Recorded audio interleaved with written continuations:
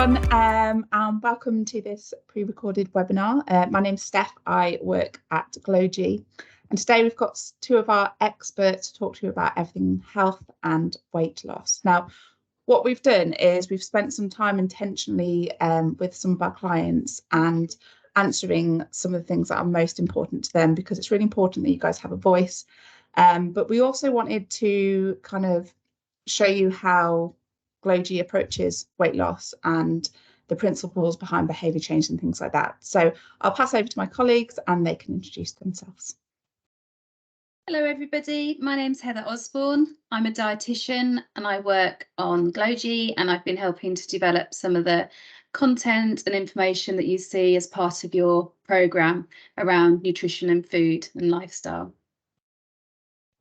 And hello, I am also called Heather and I am a health behaviour change specialist, and I've helped Glowg develop some of their content around creating habits that stick, and I've also worked on the app design to make it as enjoyable and as sticky a journey as possible.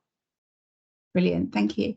So for those who don't know, Glowg is a digital weight loss programme, so you can do it from the comfort of your own home, and you're led through the programme via videos put together by our healthcare professionals and dietitians and health coaches.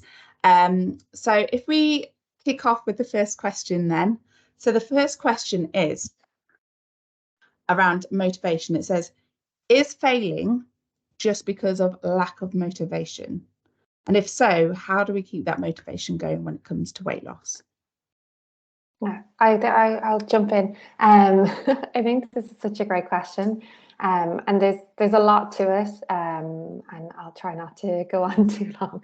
But I think that if you take a step back even before those two questions and start to think about what's driving you to engage with it in the first place. So if you're on a weight loss journey or you're on any kind of health behavior change journey, asking yourself, well, why do I want to do this? And when you think about that, think about the number beyond, the number on the scales or the number that you can lift in the gym or your finish time in the race. Think about actually what this contributes to your life. What does it allow you to do? Who does it allow you to be? Does it allow you to have more confidence in yourself? Does it allow you to have more energy to play with your kids at the end of the day? Does it actually allow you to have more focus in work, or just to feel more energized throughout your day? And I think that's really, really important, because all too often, especially on a weight loss journey, we become so focused and fixated by the numbers, by the outcomes, and we lose sight of that journey. And it's really important to understand that this is a goal for you and how it supports you best. And in behavioral science, we call that intrinsic motivation. And that's motivation, and it translates in Latin into goods for the soul, the word intrinsic, which I think is just so lovely. And it's like, how does this goal nourish you? What does it give you back? Because if you can't see what it gives you back, then it's much easier to go off track. And that's often why people fail, because they can't see what they're getting out of it, what they're getting out of all of those day-to-day practices. And they become so obsessed with the scales, or so obsessed with, counting calories, or so obsessed with the numbers, that they lose sight of actually what's it contributing to their lives. So I say, as a first step, ask yourself, why is this important to me? And what does it contribute to my life? And if someone was just, for example, a lot of people start a weight loss journey because they just want to feel slimmer, or they're going to an event and they want to feel slimmer for it, they want to feel good. Would you say that's intrinsic, or do we need something a bit deeper than that? Yeah, so anything that's for appearance or performance reasons, so going to an event, or your social media feed or anything like that, it's only going to be very short-lived. And as soon as that snapshot in time finishes, it becomes very, very difficult to retain that that motivation.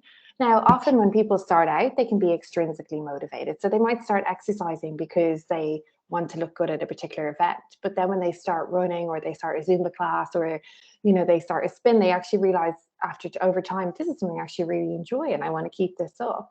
But more often than not, if we're really focused on a specific event, after that event has passed, our motivation then disappears or dissipates, and we wonder why we weren't able to stick with it. And that's because we're not really in tune with what it gives us back in our life. We're too focused on looking good for other people or portraying a certain persona, and that's going to be short-lived. And of course, that's why people end up doing yo-yo diets, on, off, on, off. Okay, perfect. Do you have anything to add to that, other Heather? No, I think probably just, we would expect on a weight management journey, we expect bumps in the road. We expect that sometimes people might have weeks where their weight doesn't seem to be going in the direction they would want it to be going. So it might not be going down, or they might find that they have weeks where they gain a little bit of weight, and that's totally normal. And we wouldn't want people to view that as being a failure. Yeah. Hopefully we'd be able to sort of encourage them to get back on track and not to just give up because they maybe feel that they've hit a little bump in the road. So yeah, hopefully we'd be able to kind of provide them the support they need to keep going with that, really. Perfect. And I would say actually, Steph, just to add to what Heather said as well, like ultimately failure is success if you learn from it.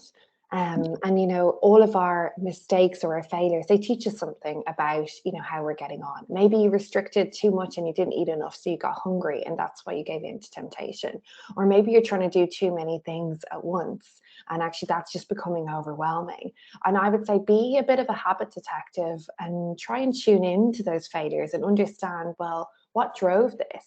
Was it a particular situation? Was it because I was around a certain person? Was I in a particular place? Like, that all that is information that's going to help you with your future success. And it's all learning and it's all growth. It's not a mistake.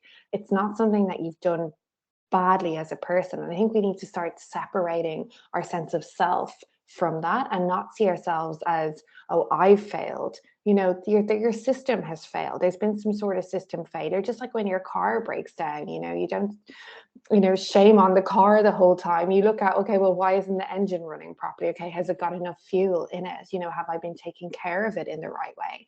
And I think it's exactly the same when it comes to weight loss. We need to actually tune into those failures because they can give us, they're basically, a bit of the glitter, because they can show us what those little sparks of success need to be and what those roadblocks are along our way. So it's really, really important to actually look and examine those failures and take away that sense of kind of personal blame and look at, well, where did things go wrong for me along this part of the journey? Yeah, I think it's really interesting what you said about the analysis with the car, you taking care of it, because quite often, especially if we're parents as well, we might be working and running the kids about, picking them up from the school run, cooking dinner, got to take the dog out. And this kind of leads on to the next question is, how do we make that time for ourselves to take care of our health and to make sure we're kind of looking after ourselves? Because that's one of the questions that's come up, is how do we do it when we're so short of time in today's modern world? How do we afford ourselves that time? I think a part of it is about being kind to yourself, really, and making yourself a priority, because we know that if people do start to get overwhelmed, that can be when things, all start to go a little bit wrong. But I think if people can take some time out to sort of plan and prepare, simple things about maybe thinking about what they are going to eat that week, and maybe trying to do a week shop in advance, for example, so they have their meals planned in advance. We all know that if we're haven't got any food in the fridge and we're running into the shop on the way home and we're maybe hungry and busy, that's probably when we're more likely to make unhealthier choices than if we've planned what we're going to have for our dinner and we have the food maybe already in the cupboard and there for us. We're much more likely to be able to stick to our plans. So I think part of it is kind of some preparation, making things as easy as possible to make healthier choices. Simple things like having healthy snacks, maybe on a Sunday or something, chopped up some vegetables and having them in the fridge. So again, when you come in from work and you're starving hungry, those foods are there and ready for you, rather than sort of raiding the biscuit tin. So although you have to have a little bit of time to be able to do that preparation, it can make, I think, a massive difference to then how your choices go through the rest of the week. Yeah, I would agree with that. Definitely making it easier. I'll use parents as an example there, but it could be you're a shift worker, or you just work very long hours, and you think, oh, I can't bother to start, or can't bother to cook a big meal if you live on your own, for example. So making it easy and having those. I know that Glowgy also gives, although they're not a food plan, they offer recipes and for simple, quick, healthy meals, and for snacks and things like that. So that's really useful to know. Okay, brilliant. Can I add something to that, Steph? Sorry, I'm a terrible interrupter. You're going to have to deal with me. I think the other thing as well is, we put a lot of pressure on ourselves, and I think Heather touched on this, and I think it's a beautiful point that, to do things perfectly.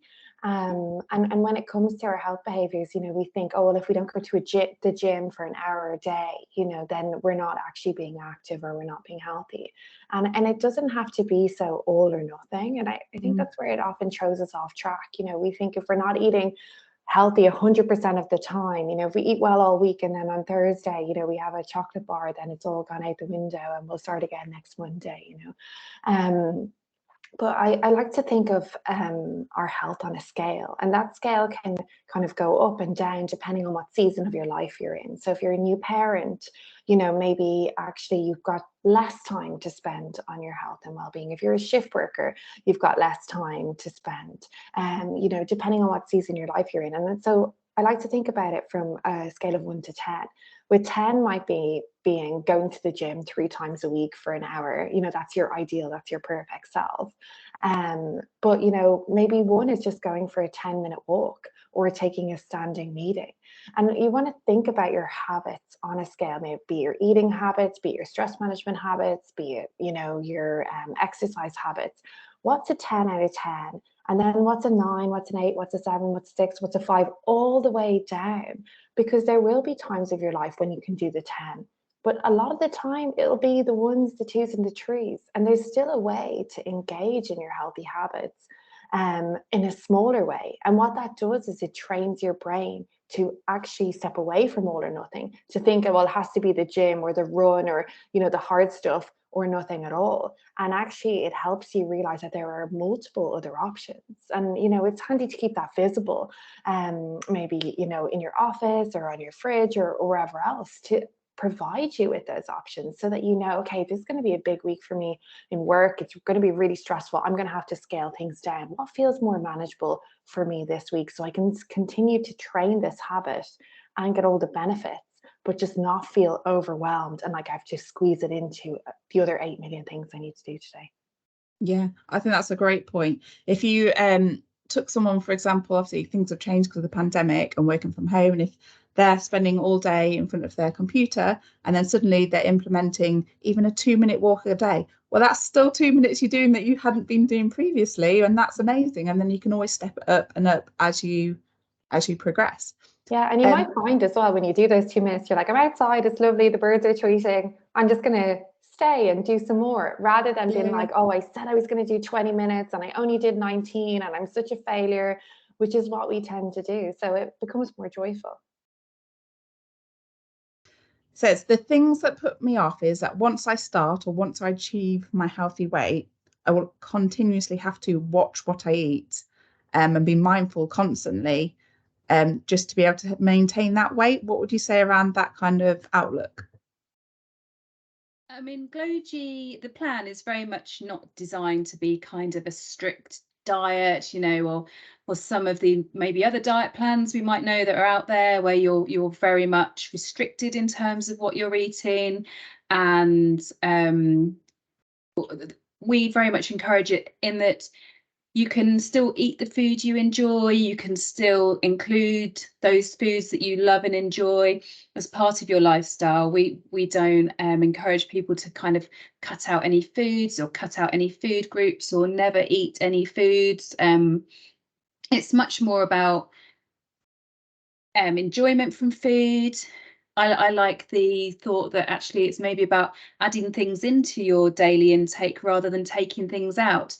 Maybe trying new fruits or vegetables you've not tried before, or nuts or seeds or different protein sources, rather than restricting food. So we wouldn't be encouraging people to restrict foods. There might be certain foods that we advise you to eat less of, and there might be changes to your daily intake we recommend, such as maybe trying to establish a more regular eating pattern and looking at maybe some of the foods that are going to be high in sugar or very processed or not as good for your body. But there isn't going to be any foods that you're never going to be able to eat again. And hopefully once you've sort of been on the GlowG program, by the time you get to the end of it, you realise that through eating a well-balanced diet, actually you feel better and your body feels better, and you naturally want to continue with it rather than feeling like you're having to restrict yourself or always deny yourself certain foods. That's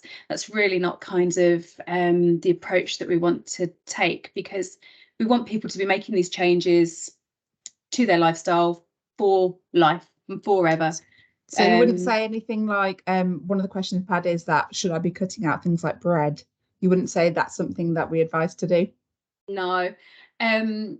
Carbohydrates, bread, have tended to get quite bad press, I think, over the last few years. You know, there are lots of diet plans where people do restrict their carbohydrate intake, and bread is a carbohydrate, so it falls into that category.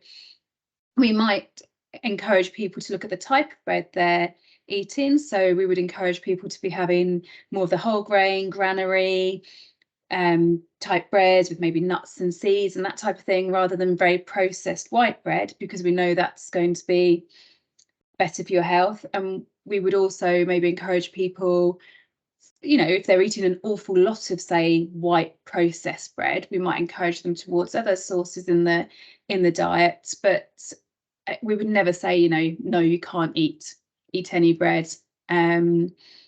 Again, for lots of people, well, for most people really, that's just not going to be sustainable long term, and there's no need to do it. Yeah. And whilst we're on kind of food, one of the other questions was, I can't stop snacking on sugary food. How do we stop these cravings? So part of that might be what's going on in somebody's lifestyle as a whole. So it may be quite often when people are looking to address their weight, they feel that maybe by cutting out on meals or snacks and things, actually that's going to be the best way to do it. So they might not eat breakfast, they might have a very restricted lunch. And actually all that happens there is, by the time you get to that sort of 5-6 o'clock time, you're starving hungry, your blood sugars are low, and all your self-reserve will go out the window. And that's exactly when you'll be raiding the biscuit tin, looking for all the foods in sight. So actually we would look at somebody's daily intake, encourage people to eat regularly, encourage people to eat foods that are going to release their blood sugars into the body nice and slowly and consistently over time, rather than giving them very fast spikes in their blood sugar levels, and then you tend to get the drops. And that tends to be what happens when people are eating sugary foods. They're the ones that are going to cause your blood sugar levels to go up quickly and then to drop quickly, and then you're wanting that hit of sugary foods again, and that's when people tend to fall into that cycle. So yeah, probably the best things I would suggest there are looking at establishing a regular eating pattern, regular meals and snacks, and yeah, then hopefully you're less likely to be craving those sort of sugary sweet foods. Yeah. And Heather McKee, do you think it's that there's an element with any kind of food, not just sugar food, of kind of it's become a habit? So when we go to make a tea, we always have biscuits, even if we're not craving them or we're not hungry, we just have them because we're having a cup of tea, things like that. Yeah. Do you think that has an element behind people's cravings for certain foods? Definitely. You know, it's very hard to eat well if you're in an environment where there's lots of tempting foods around. You know, we think that we have this kind of ironclad willpower and we'll be able to, you know, bat away temptations like Serena Williams at Wimbledon or something like that. But it's not, no one has that. No one has that iron self-control. And the people actually that do have the best self-control are the people that rid their environment of the temptations in the first place, and then can slowly introduce them when their confidence in being able to resist actually persists. And so, and a lot of that has to do with, like Heather said, with your blood sugars as well, because if your blood sugars aren't managed properly, you're much more likely to give in to temptation. But there's also other things that can drive temptation as well. Like you said, it might be a cue in the environment. So it might be that you open the fridge and you see, your son's leftover birthday cake from the weekend, and you just, grab a little spoon and have a bit. And obviously, putting that away, putting that out of sight is going to help, lower that temptation, or putting a load of cherry tomatoes in front of it. So you have to kind of, just a little bit more friction. It's a little bit harder to get to. But another element of this, and again, it's about your own personal awareness of your habits and becoming a bit of a habit detective, is to ask yourself, well, when do I give in to temptation most, and why in my day? So maybe over the next week or so, track your temptations. When is it that you feel more tempted? And why is that? Is it that you walked in and you made a cup of tea in the kitchen or in the office and there was the bickies next to it? Or was it because you were bored at work and you were looking for a reason to procrastinate, so you found yourself wandering into the kitchen looking for a snack? Or was it that you've got a stressful email from your boss, and actually you're then going to kind of seek out, have a can of Coke as a release, or whatever it happens to be? And I think it's really important that people understand that it's not hunger that drives temptations a lot of the time. And while it will make you more susceptible to temptation if you're hungry, a lot of the time it can be emotional as well as hunger or environmental. And so, if you can track when you're most tempted and why, if you can track, well, maybe I'm bored, or maybe I'm anxious, or maybe I'm stressed, or maybe I'm just a bit lonely right now, and I'm just looking for an excuse for a break. Maybe I'm overwhelmed. Maybe I'm tired. That's a huge one for a lot of people. They confuse, fatigue with hunger, and they're looking for that way to gain energy.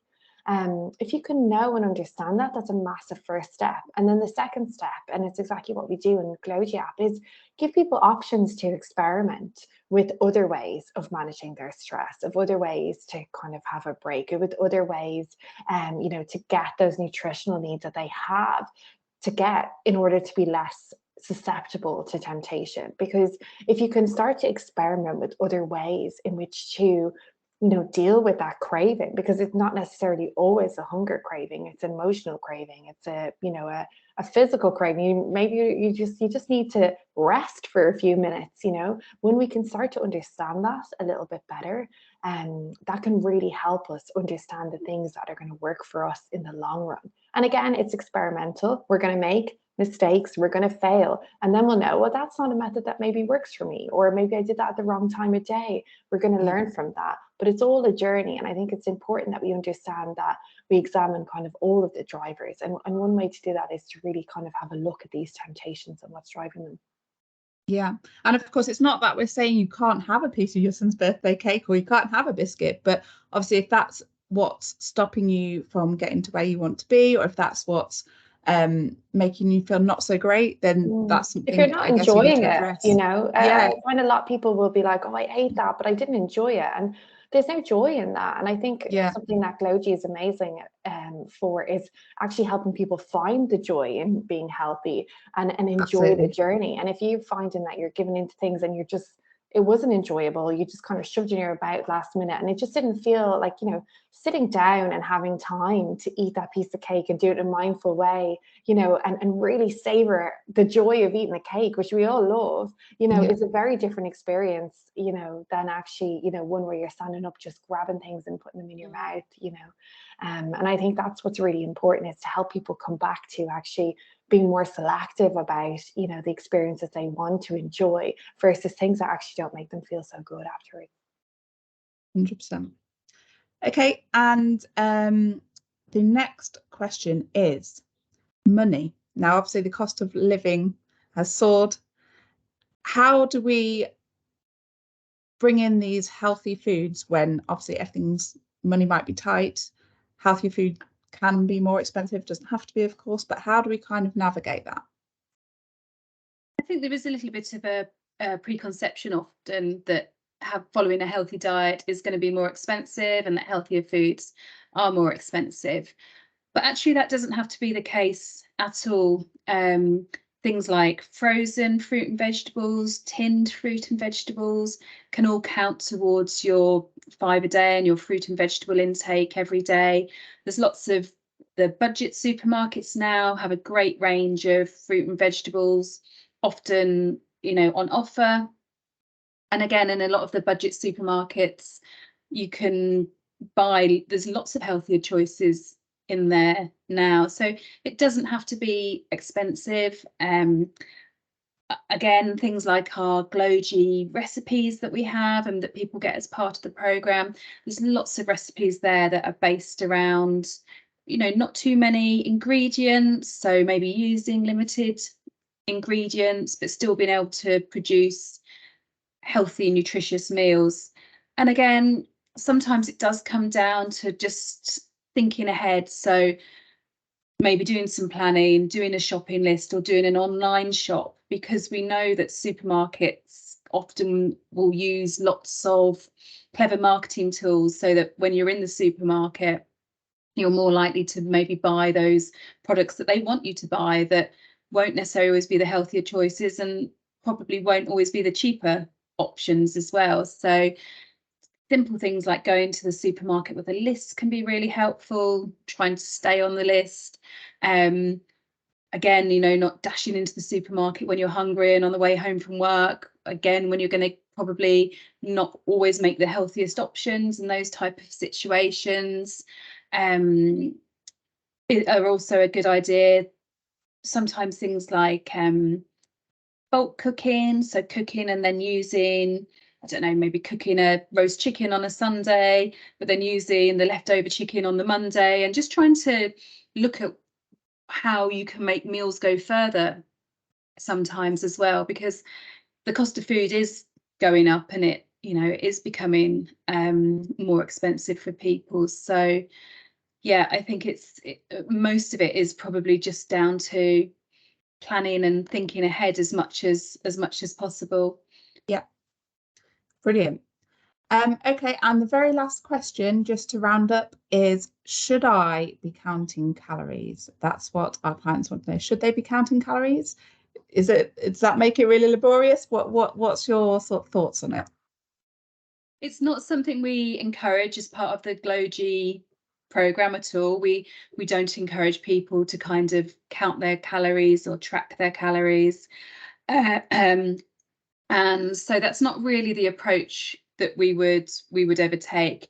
I think for some people, having an awareness of calories can be quite useful. And I think sometimes, now they have started putting calories on things like menus in coffee shops, in restaurants. And I think sometimes it is good, even for myself as a dietitian, sometimes I will just look at the calories on the menu, and actually sometimes it can be a real eye-opener where you see something that you think might have been an okay choice, and then suddenly you realize that actually there might be some hidden ingredients in there that have sent the calories sky high. So it's definitely not something that we would ever want people to get kind of obsessed with or caught up about, or to sort of track every day. I think having an awareness of calories can be really helpful, and an awareness of kind of a normal intake for men and women and roughly where we should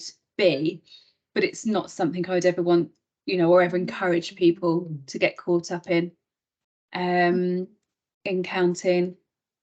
Okay, perfect. Have you got anything to add to that, Heather McKee?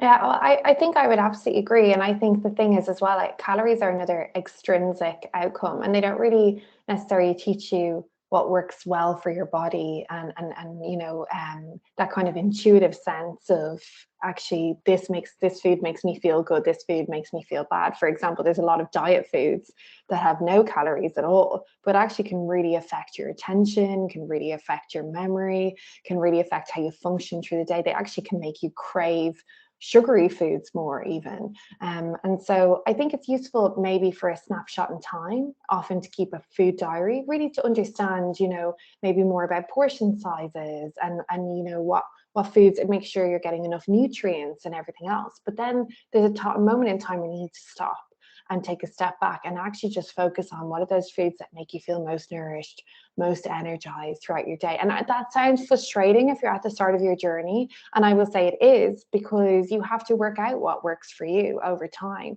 And that's why, you know, I find the Gloji recipes really good, because they're actually quite fun and like nice recipes, and you know, you think, oh, I'm not going to be able to have any of those kind of things, but you know, there's desserts in there, there's various different types of brunch recipes, like all kind of fun recipes to have. And so actually that's a mindset shift that you need to make, that, you know, that just because you're not counting calories anymore doesn't mean that you're not restricting enough, or you're not, you know, doing what you need to do to actually lose weight. And in time, you'll actually learn what works best for you through, again, a series of experiments, through trying out all of these new and fun recipes. But ultimately, we need to step away from the calorie counting, from the restriction, from basically beating ourselves with a big stick that we're not doing it perfectly, so why should we bother, and get back to actually understanding what makes us feel best day to day. I love that. I love that approach of what makes you feel good rather than what weight are you going to lose. What makes you feel good? Amazing. Okay, well, that wraps up all of our questions for today. So thank you both very much for your insights, and I look forward to seeing you again soon.